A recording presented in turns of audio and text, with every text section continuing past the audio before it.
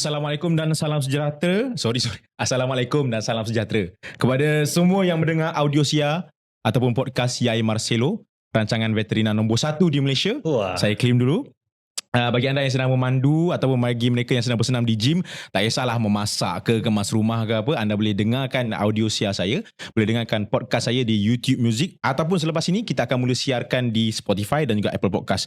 Bagi anda yang nak lihat bagaimana cara saya bercakap dan berkomunikasi dengan tetamu-tetamu saya di studio ini, anda boleh layari YouTube saya, nama Yai Marcelo. Dan juga kalau nak tengok klip-klip menarik, klip-klip pendek yang menarik dan mempunyai poin-poin yang penting, anda boleh layari kedua-dua social media saya, yang pertama TikTok dan juga Instagram, dua-dua nama sama Yai Marcelo. Episod kali ini dibawakan oleh Perfect Care Kit yang dibawakan oleh catuniverse.my, salah satu klinik veterina dan juga boarding places yang menawarkan servis boarding, mandi dan juga rawatan-rawatan veterina yang asas. Baik, episod kali ini adalah episod yang keempat dan tajuk pada hari ini adalah bagaimana surviving. Bagaimana caranya, how do we survive vet school? Bagaimana kita nak survive sekolah veterina.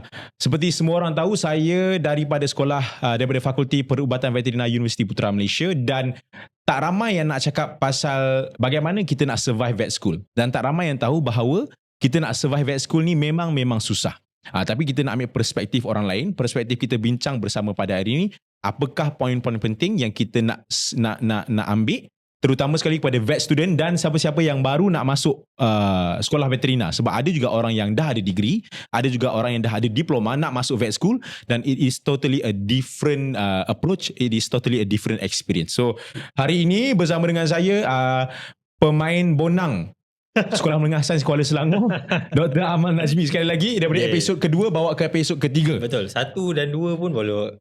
1 dan 2 ada. 1 dan 2 bawa ke episod kali ni. Apa khabar Dr. Amal? Alhamdulillah baik. Hari ini daripada Damansara lah, bukan Hari daripada. ini kita dari Melaka dulu. Daripada Melaka dulu. Kita ke Kota Damansara dan baru ke sini lah. Dr. Amal kau punya sekolah veterina bermula tahun 2016 sampai ke tahun 2020 lah. Sesinya kita panggil sesi 2015-2016 lah.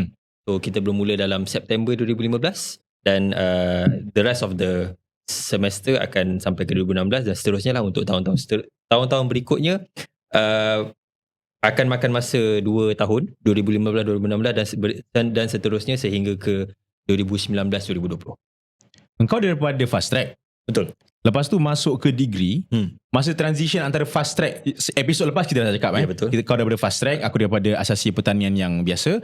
Tapi pengalaman aku sendiri, transition antara asasi dan juga first year itu sangat besar. Pada aku asasi more like macam main-main. Bukanlah main-main. Pada aku asasi adalah lebih kepada a relaxed type of study. Macam masih lagi sekolah, but it is hard, but we can still enjoy. Tapi pada engkau, bila aku masuk ke first year sekolah veterina, rasa macam benda ni susah. Aku tak boleh nak catch up. Aku tak boleh belajar main-main. Tapi pada engkau, sebab engkau fast track, so macam transition ke vet degree masa first year tu, apa yang menyebabkan kau agak culture shock, ataupun kau sebenarnya okey sahaja? So menarik engkau point out benda ni, sebab sebenarnya pada kami yang daripada laluan fast track ni, kami tak ada culture shock. Sebab kami dah agak biasa dengan credit hour yang di-offerkan oleh Fakulti Veterina ataupun vet school. Good point. Sebab sepanjang kami dalam fast track ataupun 3 semester yang dikompres menjadi 2, memang kita punya schedule sentiasa penuh. Memang boleh kata every subject tu is around 2+1. Kita panggil credit hour is 2+1. Betul. 2+1 ataupun 3 ke 3+1 kan. So kelas kita daripada pagi sampai ke petang dan kadang-kala bawa sampai ke malam, kelas fast track. Jadi dan menarik juga kau point out kan mengenai transition between fast track dan juga vet school adalah jarak ni sangat pendek, which is around 2 minggu lebih sahaja. Kau 2 minggu? 2 minggu lebih sahaja. Sebab aku asasi I think about transition dia about 1 bulan ke 2 bulan, if I'm not mistaken. Betul. Sebab 2 minggu Ya, aku punya dalam 2 minggu je. So after final exam for asasi, and then I think keluar result and everything, apply UPU and everything, we only have around 2 weeks sahaja sebelum masuk ke degree seterusnya. So tapi pada kau, maksudnya bila tak ada stress tu, adakah kau macam, are you expecting veterina punya schedule akan this busy, ataupun okay, dia dah busy, actually aku dah okay dah. Macam gitu. Dia macam tu. Dia macam aku memang aku dah sebelum ni memang dah occupied. You know, from daripada semester pertama hingga ke semester kedua dah occupied. The Okay. whole semester occupied. So bila aku masuk veterina and bila aku tengok jadualnya, aku tak terkejut dengan jadual tersebut.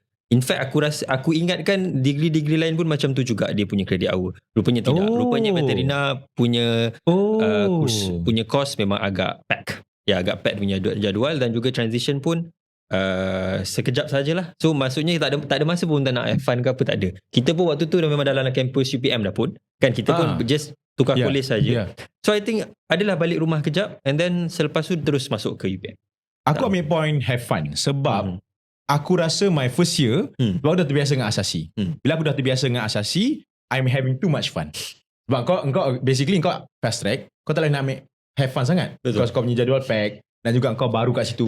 Basically kau muda kat situ, kita right? kita have fun dalam konteks sebagai pelajar. Maksudnya kita have fun waktu kita belajar, waktu kita doing all those practicals, aktiviti petang kan, lalu kalau waktu asasi belah petang kita akan pergi ke ladang dan sebagainya kan. So kita have fun dalam konteks tu. Dalam konteks kita sedang belajar, bukannya kita have fun kita keluar lepak-lepak, pergi foya-foya, keluar jalan-jalan, tidak.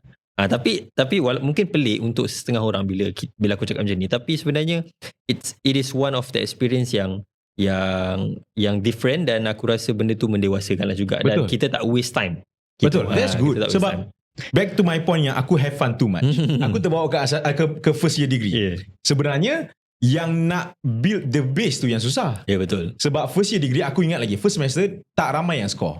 So for me, selesa aku. Kalau tak ramai yang score. Sebab I'm having fun. Aku buat aktiviti itu, aktiviti ini, I'm trying to find friends and everything. Jadi bila dah masuk second semester, benda ni susah siut.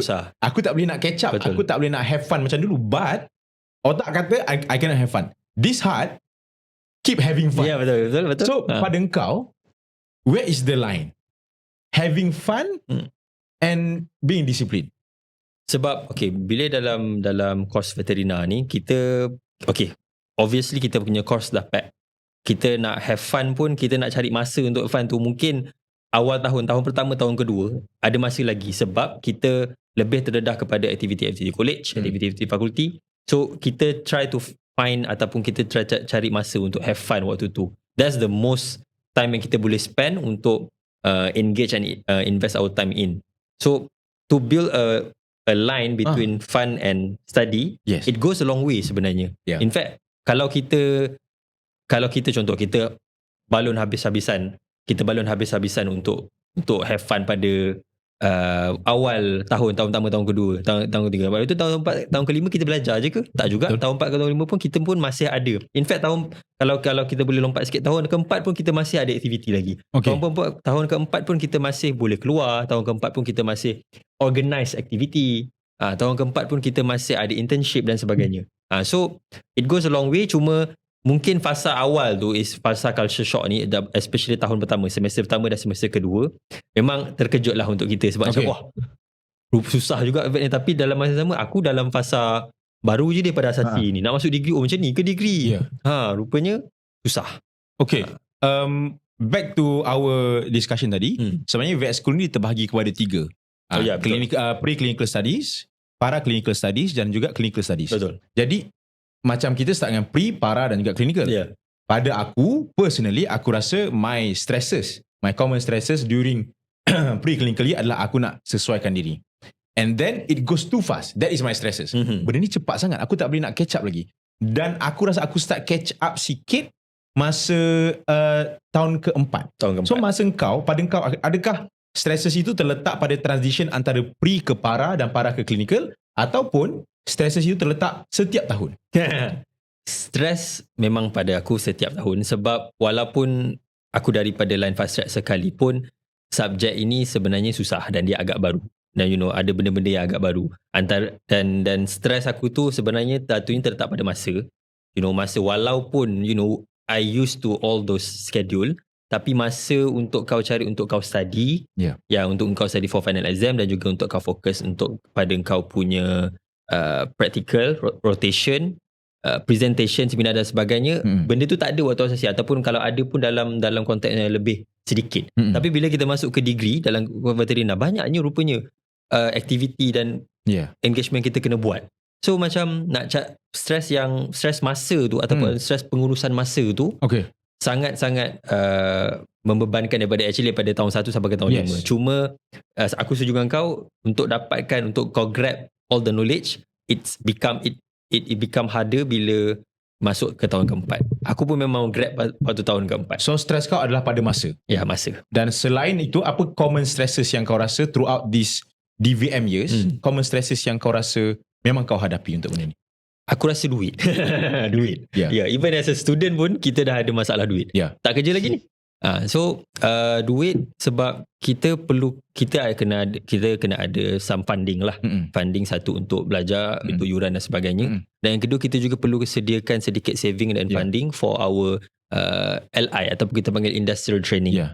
So untuk pendengar, kita student veterina, kita ada industrial training ataupun latihan industri, kita panggil LI, latihan industri, di mana setiap semester kita akan spend beberapa minggu, which is around selalunya 2 minggu ke 1 bulan, in fact sampai ke 2 bulan sekalipun, untuk kita spend masa kita di luar, di establishment di luar, tak kira klinik, zoo ataupun di ladang-ladang, untuk kita lakukan practical internship, call it what you want, tapi it's basically a time yang kau kena spend dalam masa cuti semester. So technically kita tak ada cuti pun. Dan stress kita adalah masa, lepas tu duit, and then trying to fit in. Okay, before we go further, I just want to ask, actually kita minta tamu yang ketiga dah datang. Dah datang. I'm actually asking the KL Podcast Studio team, adakah possible untuk dia masuk ataupun tak possible? Tak possible. Okay, it's okay, tak possible, tak apa. We are going to welcome our next guest untuk next episode, no worries. Okay, stress kita dah ada 3 masa, duit and trying to fit in. Sebab kita ni transition banyak, dah lah daripada asasi ke pre-clinical, ke para-clinical, ke clinical, and there is basically no stop. Betul. Lepas habis semester ada latihan industri, lepas latihan industri ada lagi. Then the hardest is masuk ke clinical year. So pada engkau, bukanlah if you could turn back time, tidak. Pada engkau, macam mana you stay motivated throughout that time? Macam mana kau stay motivated and then make sure yang kau bukanlah hit your target macam sales pula. Bukan sales, macam stay in discipline and at least tak fail lah for the whole vet school. Betul. Semester. Aku rasa benda paling penting dan aku pernah mention benda ni adalah kena ada support system yang baik. Support system ni boleh jadi macam-macam. Contoh kalau yang paling utama adalah keluarga, kan? Yang kedua kawan-kawan ni kita boleh cakap study group. So in order for us to focus, to stay in the right lane dan juga untuk fokus pada goals kita kena ada study group yang kecil. Kalau boleh jangan terlalu besar. Study group yang baik adalah around 3 ke 5 orang. Kalau lebih kecil lebih baik. Sebab kita boleh fokus pada topik-topik tertentu dan kita boleh fokus pada apa yang kita nak belajar pada ketika itu lah. Contohnya kalau waktu tu kita tengah clinical year, so kita boleh revise balik sama-sama daripada pre, para dan juga clinical. Okay, masa study, right? Pre-clinical maybe kau boleh study seorang. Para clinical pun boleh. Actually no problem, right? Kecuali masuk LI dan sebagainya. Masa clinical, you are balancing kau punya practice. You are balancing kau punya study. So sebenarnya bukanlah nak pecah rahsia kau, tidak. Actually masa kau di clinical year, what is your plan untuk study sebenarnya? Pre-clinical boleh cover, tapi boleh cover sendiri, betul. Macam kau cakap, boleh cover sendiri sebab it's basically banyak memorizing sebenarnya. Tapi masuk clinical adalah fasa di mana kita nak develop ataupun kita nak build the ability for us to be able to have a thought process sebagai seorang vet. I like that word, thought process. So kita bukannya dapat satu case, kita ni case ni macam ni, dalam buku teks cakap macam ni. So dalam buku teks kena bagi ubat ni, cara kena bagi ni, owner kena bagi ni. Tak, bukan. Tapi adalah bila kita being presented with certain clinical signs, symptoms dan sebagainya, kita nak ada thought process sebagai seorang vet untuk diagnose penyakit tu dengan betul dan juga treatment yang betul. So cara untuk develop tu adalah memang kena ada study group, dan juga sebenarnya waktu clinical period ni kita kena ada lebih close discussion dengan kita punya lecturer sebenarnya. So as long as you can articulate that thing, betul, then maksudnya you can do vet school. Betul. You are Prof Goh Yong Meng, our new dean cakap, Ya, yeah, kita tak nak ajar you menghafal. Betul. Kita nak ajar you boleh articulate benda. My last question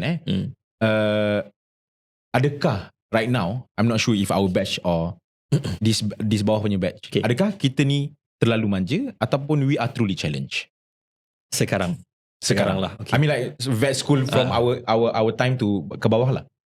I think to put it manja or truly challenge, dia depends pada banyak benda dan salah satunya adalah awareness, public Yeah. awareness sebenarnya. Sebab public awareness kat luar sana, diorang ada lebih aware dengan diorang punya kesihatan pet, pet dan haiwan lah.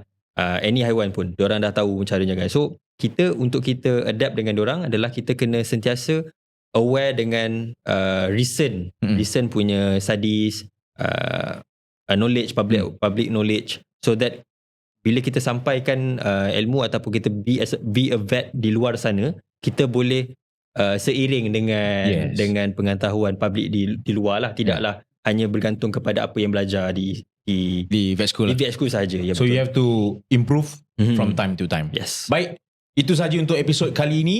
Terima kasih Dr. Amal. Terima kasih kepada semua pendengar yang dengar saya di YouTube Music, Spotify ataupun Apple Podcast dan menonton saya di YouTube. Sehingga kita berjumpa lagi di rancangan Yai Marcelo, rancangan veterinar nombor 1 di Malaysia. Terima kasih.